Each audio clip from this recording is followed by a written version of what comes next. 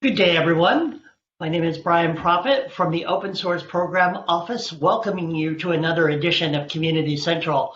We're very pleased to have another project from Team 19 to be highlighted and showcased today. But before I introduce our two guests, the usual housekeeping notes. As you know, we do a Q&A session at the end of any presentation or discussion our guests have. So feel free to use the Q&A tool to mention, get your questions in, vote on the ones you like the most, and we'll get to those at the towards the end of the session. We are focusing on another Team 19 project for Red Hat Associates. That means that basically this is a project that you can sign up to contribute to and work with your managerial team and contribute on the company clock, so to speak. For those of you who are not working with Red Hat, you are certainly going to be welcome to contribute to the usual open source repositories that our guests will talk about during the presentation, and we'll definitely have that information for you on the YouTube page that you're watching now. So, housekeeping out of the way, without any further ado, I would like to welcome Dick Lucas and Sharif Osman, both from the PathCheck Foundation, who are going to be talking about their cool project that they're using to combat the impact of COVID-19. Gentlemen, thank you both very much for coming on today. Thank you, Brian. Thanks a lot, Brian. Thank you, Red Hat and Community Central for putting this together. We're happy to be here. So just a quick intro. I'm Dick Lucas. As Brian said, I'm working on the Android app, so the app that is actually exposing the exposure notification functionality to users. So it's the one that users would actually interact with, and we'll be showing a demo of that. And I'll let Sharif speak quickly about what he does here. Yeah, I'm Sharif Kozman. I'm the CEO of Extreme Solution, a PathCheck Foundation partner company, and we're more focused on the infrastructure and the server side of things within the project and helping getting things live as quick as possible for jurisdictions to help fight COVID-19. Back to you, Brian. Okay, right on. I will take it from Brian and go back to myself. Hey, quickly, so just a little bit about the PathCheck Foundation. So the goal is to create a turnkey solution for jurisdictions, health authorities all over the world to be able to contact trace. So that is contact tracing, just from a high level, is determining if you've been near someone who has tested positive, and then trying to alert you of that fact so that you can take precautionary steps. So there's two different apps in the PathCheck Foundation. There's two different strategies. One uses GPS, so uses your location to determine who you've been in contact with, and you track it that way. The other one, and that's what we're today, on Apple's exposure notification framework. So PathCheck was spun out of MIT. There's currently about 1,800 volunteers, and as Brian said, if you're interested, Red Hat encourages you to join the Team 19 team, and you can contribute your time that way. Even if you're not at Red Hat or you just want to contribute after hours, feel free to join us. We got a Slack channel. All our apps are open source, and I'll be showing, when I share my screen, I'll be showing quickly just the GitHub page, so you can go ahead and contribute that way. We're currently working with over 8 jurisdictions right now to release the Bluetooth exposure notification Google Apple framework. That covers over 50 million citizens. So it's a big effort, and we're really trying to take the approach of not just focus on one country or one state or one territory. We're really trying to give a solution and create a solution, a white label solution that any jurisdiction anywhere in the world can use. So it's a big goal, but we think it's the right approach, and it's going to have the biggest impact.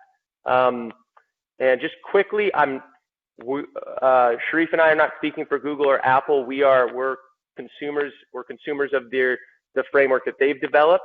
So if you really want to get into the nitty gritty, and I'll show this link as well, they have a lot of documentation on some of the low level stuff on how all this works, and we're gonna talk about it. We're going to talk about it from a higher level. But if you're interested in really getting really getting deep. They have great resources that are publicly available.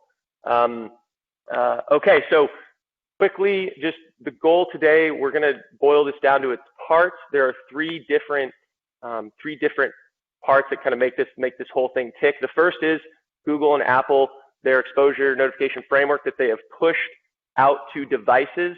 That is currently, if you have an Android device that is 6.0 or above, and on the iOS side, let me just confirm that. I believe it's iOS 3.5. 13.5. Yep, iOS 13.5 and above. You will be able to use get access to exposure notifications. So that's the first layer. The second layer, and that's the one that I'm personally working on, is the app layer. So this is the layer that's using this exposure notification framework to let people know if they've been exposed, and also share with them next steps. And that's what we're going to be demoing. And the third layer, Sharif, I'll give it to you, is make this whole thing tick, and that's the server side. So Sharif, I'll let you give a quick rundown on that.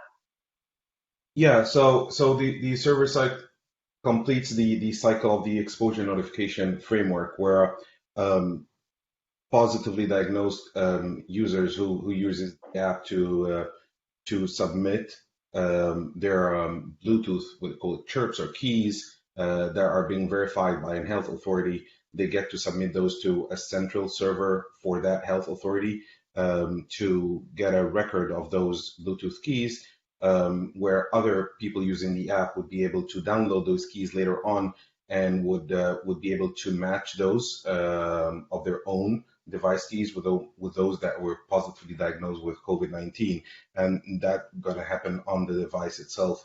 We'll be able to match those keys for the previously submitted ones. The server's role in this process is to get those keys submitted from the client side, encrypt those, and making them available for other users who have been using the app to be able to match those keys on device, and make sure that they get notified if they came across anybody who has been positively diagnosed and verified by a health authority. So it's pretty much a complete loop from the client side to the server side and back again to the client side.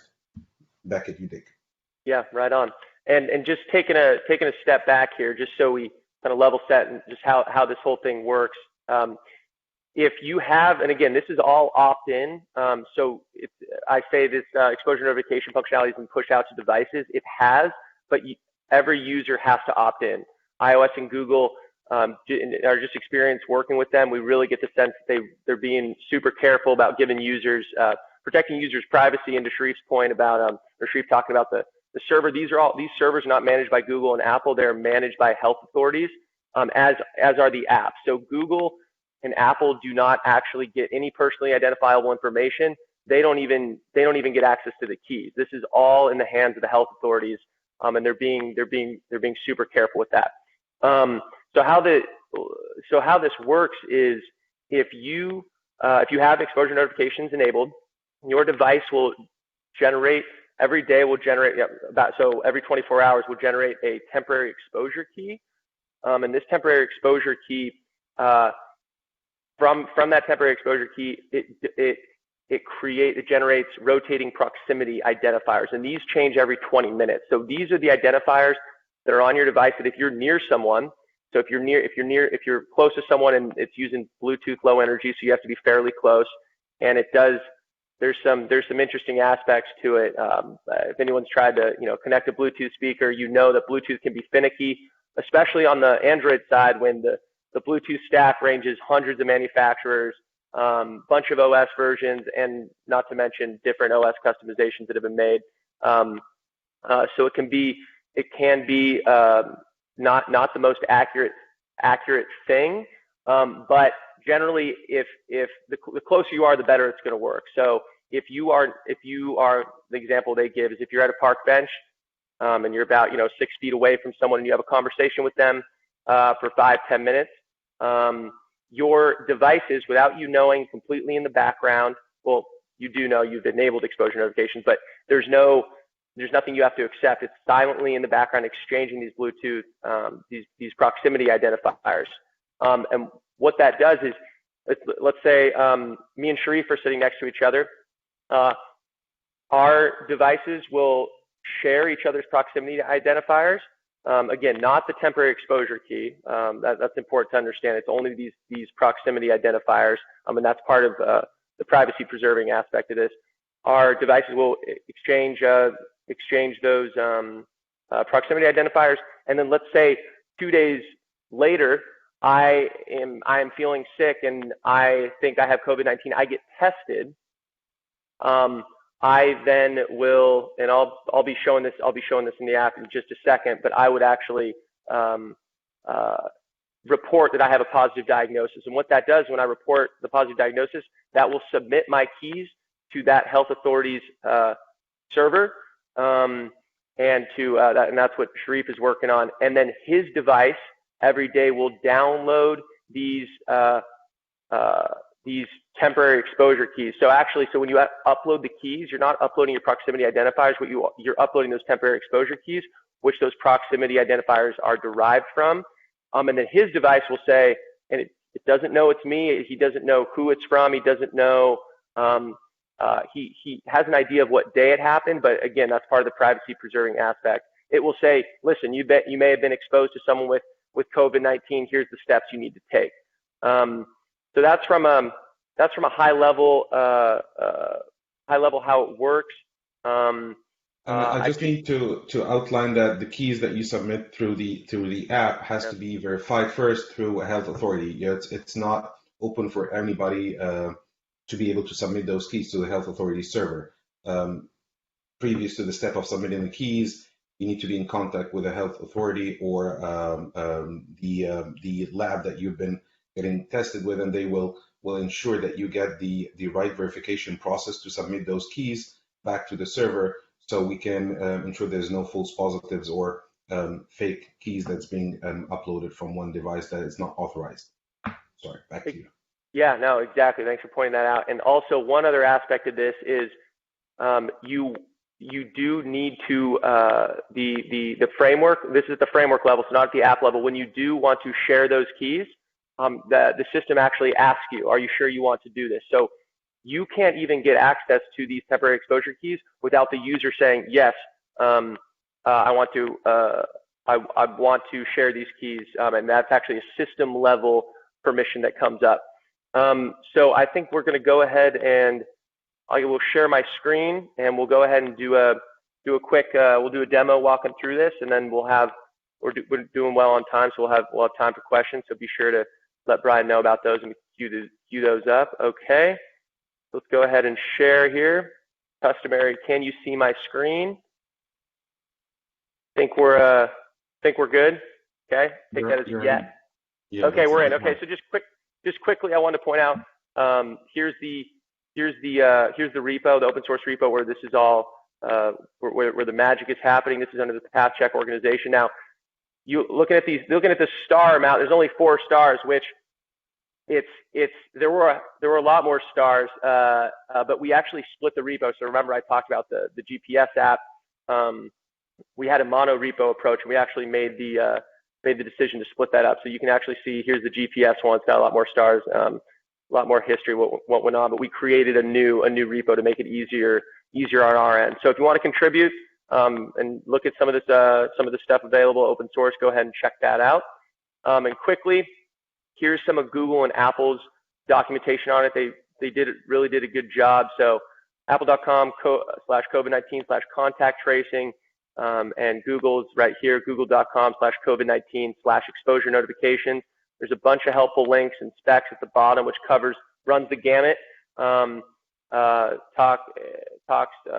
about every aspect of this thing. And they also have a sample Bluetooth app, a sample exposure notification app that we've actually been relying on a lot, and using code directly from that, which has been extremely helpful. So if you really want to get into the nitty gritty, especially on the cryptography specification stuff, which I don't fully understand, but I'm a little bit of a layer above that. I know how to use the API interface, and that's what I concern myself with. But yeah, I just want to point this stuff out. And then of course, here's the PathCheck Foundation website. And as we said, if you're interested, yeah, join us. Okay, so let's get into it here. Here's what the app looks like. This is just fresh installed, just opened it. We have a little bit of an onboarding. We have an onboarding process here. So this is the terms of service. Not even I have read these, but I'm sure we're all good there. Click continue. This just walks you through a little bit how it works. Nearby phones use Bluetooth, which we just discussed. And then as we also discussed, you can receive notifications when someone you've encountered reports a positive diagnosis. Let's go here. And then you can also share your diagnosis anonymously. I'll go next. Okay, so here's where everything becomes real. So when you click enable, what it's doing is actually calling a system level permission dialog to come up. This is not something that we can just enable. So there's two layers to this. One, every health authority has to be approved before they can release an app that accesses these framework exposure notification framework APIs, and that's the case on both iOS and Android. So not anyone can just release an app. You need to be sponsored by a health authority. So even if you run the code base, you'll not be able to use it unless you're a verified developer through Apple and Google, and they're approved by one of the health authorities, either within the United States or globally, to be able to use that API and framework. So that's part of ensuring that it's not being used by anybody. Yes. So that's thank you, Sharif. And that's the first part of this. And the second part of this is when I click enable here, I'll go ahead and do that. This actually says switch app because I have another. I'll talk about that in a second. But what you just saw, that dialogue, is from the system. So that's from Google directly. If this is on an Android device, that's from the framework. So that's not something that we can't just enable this. So even if you accidentally installed a health authority app and you didn't want to use it, and you weren't aware of it, or you accidentally installed it and forgot about it, you have to manually. We can't do anything until the user actually accepts that notification. Accepts that permission. So I'm going to go into the settings here, and I'll show you every device has this in iOS, Android 6.0 and above. And iOS also has something similar. So if I go here, I can see the apps that are using the exposure notification. So this is something that gives really good visibility to the transparency to the user. So I can always go ahead and disable. And again, this notification, this dialog right here is from the system, and it'll delete. So keep in mind, this doesn't delete random IDs saved by the exposure notification system. If you want to do that, you would have to actually click that. But which is helpful, because let's say you disable it for a bit, then you want to re-enable it. You don't want all that history to be lost. So if we go turn off, and we'll do this one more time, we go here, we can now see that we're asking the system every time the app runs, okay, do we have access? So if I click allow, again, this is a system level notification. So now you see it says turn on instead of switch app. And the reason it said switch app, if I go here, this is the Google sample app. If only one app can be enabled at once, so you can, let's say you have a few different exposure notification apps. Let's say there's one for your region, but then one for your country. Only one can be enabled at once. So if you install another app and want to turn it on, it will actually present this dialog that says switch app, and then that will show up here in the exposure notification app settings. So if I go, let's go back into this one. Let's go back into PathCheck here, and I'll click allow again. If we go to, let's take a look around. So there's no exposure history right now, but this is where the exposure history would show up.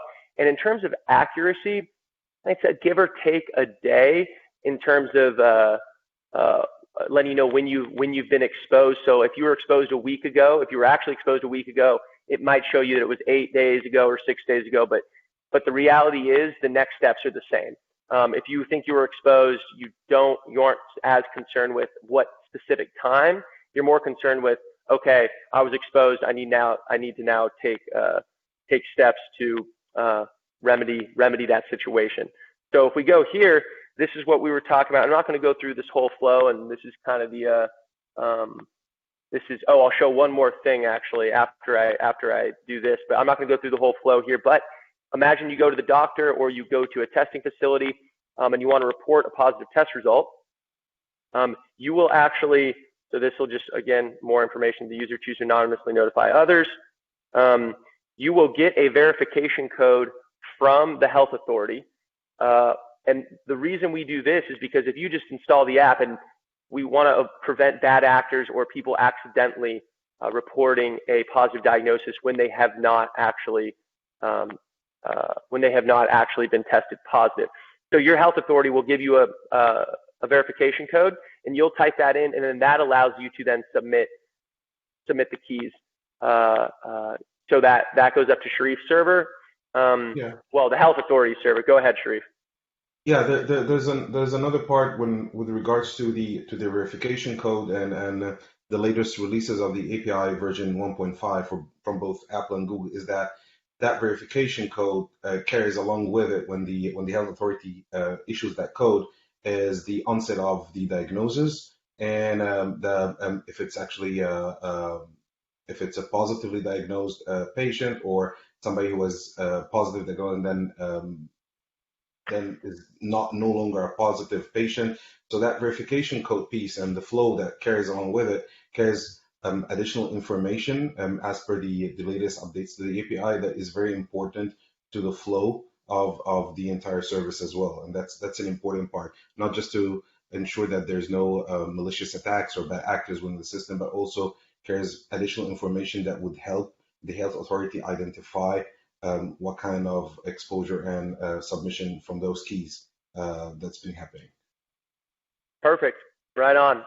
One more thing I want to show here, then we'll Sharif, I'll let you if there's anything you want to add before we open it up to questions. But one more thing I did want to show here was if you disable, and this is true on the iOS side as well, if you disable Bluetooth, this system level notification will say exposure notifications inactive. You need to turn on Bluetooth in order to use exposure notification. So again, this is part of the user control here. The framework is not, it's completely opt-in. The framework is not silently keeping Bluetooth on in the background if you have exposure notifications enabled. If you turn off Bluetooth, this will not work, full stop. So it will notify you that you need to turn it back on in order for this to work. Because if the Bluetooth isn't enabled, then you cannot share your keys, and the whole process falls apart. So that's why that notification will show up, and you can swipe it away, but it'll still show up in the settings there. Okay, that concludes the demo here, and I will, Sharif, if you want to add anything. If not, we'll open it up to questions. And thanks everyone for watching. And again, join us. We'd love to have you. We got a Slack channel, 1,800 volunteers, and if you're interested in joining Team 19 at Red Hat, that'd be epic. Come say hi to me and Sharif in the Slack channel. Thank you. Thank you for your time. Yeah, I wouldn't add much, and we can open up for Q&A. And again, for the server component, we're actually basing our work off the great work that Google has put forward in an open source reference server code base that can be found within the Google GitHub account. And this is pretty much the server implementation that we've been using and we've been adjusting to, and has been built in a way that it's a bunch of microservices that runs on the cloud or can be run on-prem or in different cloud providers, where it accepts those TE keys or the exposure keys that's being submitted from the client side. It handles the encryption of those keys to ensure that those are valid keys when they get downloaded back through the client app, and then releases those batch files of those encrypted keys so they're available to be downloaded. That server ensures that the submissions that are coming from the client side are actually verified through the health authority. They are encrypted, so there's no malicious attacks of some sort in injecting any false keys or unauthorized codes or TKs. And then it makes sure that the download cycle from the client side is being verified as well. So this just to ensure that everything is being private, is being encrypted, and being safe. From the ingest side or the exposure submission side and the download side as well. these servers actually are being built in a way that they can work in a federated manner where different health authorities from different regions, states, and countries can collaborate together to exchange those keys privately. Just to cover that, what they call the traveler mode. So if you're using an app from one state and then you travel to a different state, for example, and you get in close proximity to another person who were diagnosed with COVID-19 who's using a different app for a different state, those servers can start exchanging those keys, so you can get notified that if you got in close proximity to another person who is exposed. So the entire setup and architecture is built in a way that it can go global or regional between different health authorities, and then covers that use case scenario as well, which is very important to note that although you may be having an app for a specific state or jurisdiction, it is built in a way that it can work cross jurisdictions and health authorities as well to cover that scenario as well. Back at you, Dick. Yeah, right on. And one more thing you just reminded me of, and then we'll open it up to Q&A, Brian. When you submit your temporary exposure keys, you're only submitting the last 14 days. You're not submitting more than that. So that's, again, part of the privacy preserving. We don't want to share any more information than we need to. So 14 days is the limit set on that. So those will constantly be on the 15th day. When the keys get to the 15th day, they're deleted. We only keep the last 14 days locally, and we only submit the last 14 days. So that's yeah, I just want to point that out. And Brian, I'll let you shoot some questions at us. Okay, great. Thank you both very much for a really informative demo. So our first question comes from Perry, who asks, have you been working with any health authorities in the U.S. or with the U.S. CDC? Is that information that you can share at this time? Like, is this active in the wild? So we can share. It's not currently active in the wild. That we can share. Sharif, I don't know if we can, how much we can share on who we're currently working with.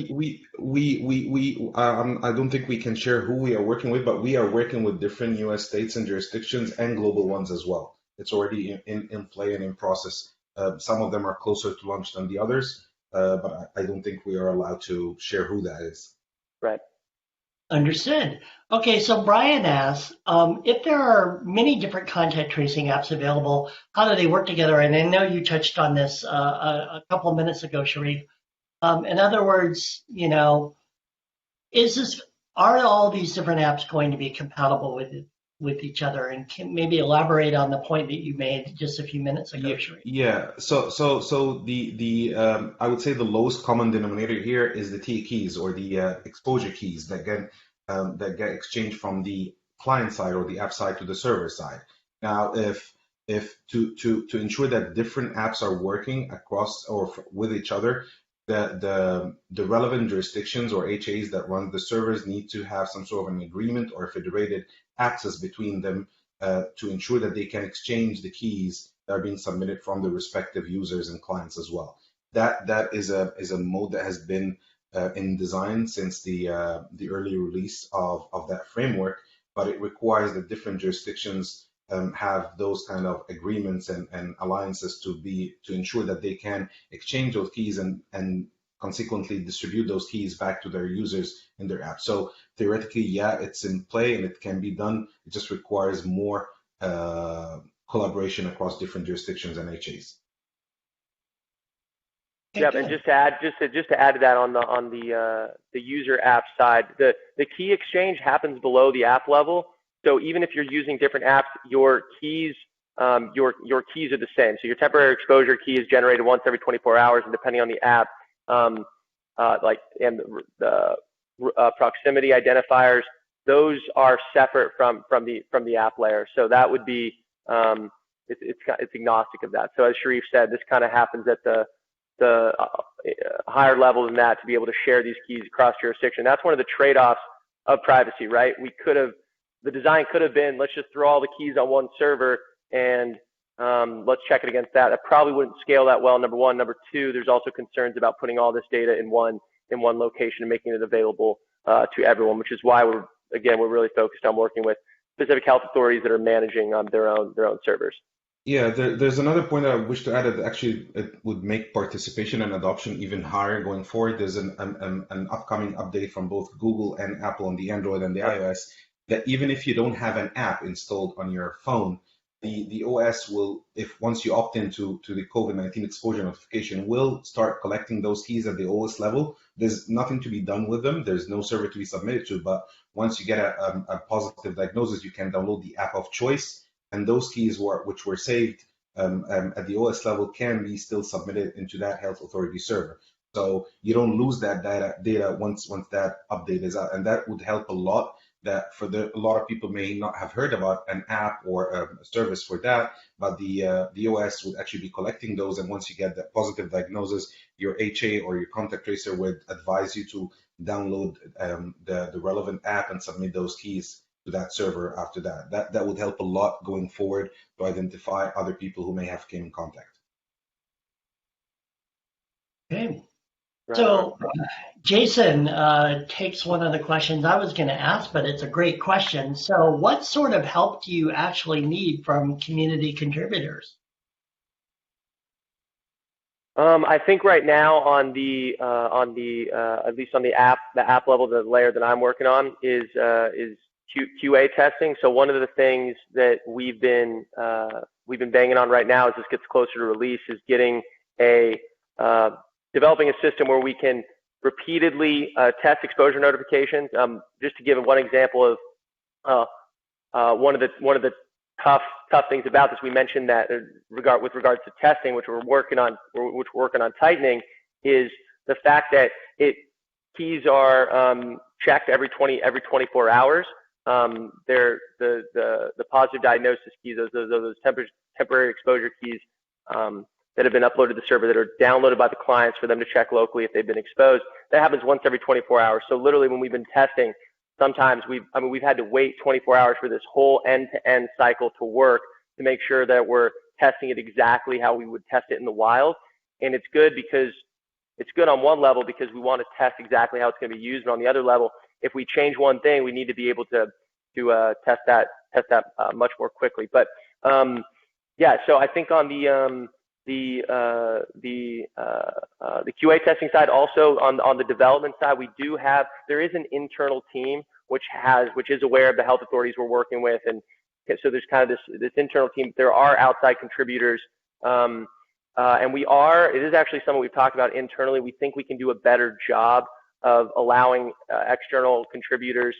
Just the nature of it is a little bit difficult simply because getting access to some of the just as one example is setting up the environment variables to have the correct API key for the various health authorities for their verification server. All that stuff's private. So if you really want to test it, you kind of need to be on the internal side of things so we can give you that information. But there are things, and there's one pull request open we've been working with someone, an outside contributor, who is adding functionality to the app. And I think there's been more of this on the iOS side.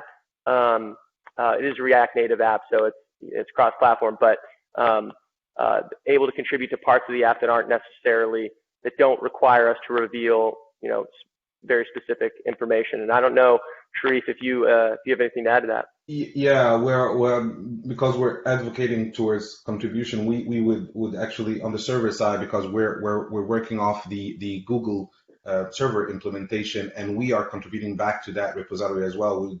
We would ask the community to contribute to those repositories by Google. We had a decision not to fork out and go into a different path, but actually contribute back to that same repository that everybody's been contributing to. There's two that has been stood up by Google, and they're pretty responsive and open for outside contribution from the community. The exposure notification server and the exposure notification verification server. So we would advise to contribute back to that work as well as we do, the same way that we ask people to join our code base on the client side and contribute back to it as well. And yeah, one more thing, the Trello board where we track all of our work, this is where we track it internally, is actually public. So if you join the Slack channel, you'll be able to get access to that. I believe that's we've opened that up. I don't know if it's supposed to be public, but I just opened an incognito window and I was able to go to it without signing in or anything like that. So I think you'd be able to access that if you asked around in the Slack channel, so that you could, pull a ticket off that and get to work, start pushing diffs. Okay, that's good to know. So Chris asks, how specific is the system permission allowance for anonymous background Bluetooth connections? If a user accepts this permission, is there any risk of another app hooking into that anonymous Bluetooth connection mechanism, or is it keyed specifically to this app and this app's functionality? Right. Yeah. So as we said initially, every app that can so the way to get this whole thing to work is you need to bundle, at least on the Android side. I'm not as familiar on the iOS side, but you need to bundle the SDK with the app, which exposes the functionality of this of the exposure notification framework. So to even be able to bundle that SDK with your app, and again, this SDK doesn't actually carry the functionality. This just allows you to call into the functionality that's already on the device. But in order to even submit an app to Google Play or to the iOS App Store, you need to be a certified health authority. So that's the first layer of defense, where you can't even, unless you're working with a particular government There's agency. even a step before that, probably because it doesn't get exposed to it. Even before that, the app ID or the bundle ID on both iOS and Android has to be whitelisted through Apple and Google, so that app or bundle ID can be able to use that functionality within the device itself, within the Google Play services or the iOS, even in testing and development mode. So even if you fork out the code and you're using a bundle ID or an app ID that is not whitelisted through both Apple and Google, you'll never be able to have access functionality that is required by this API and framework. So that should cover that as well.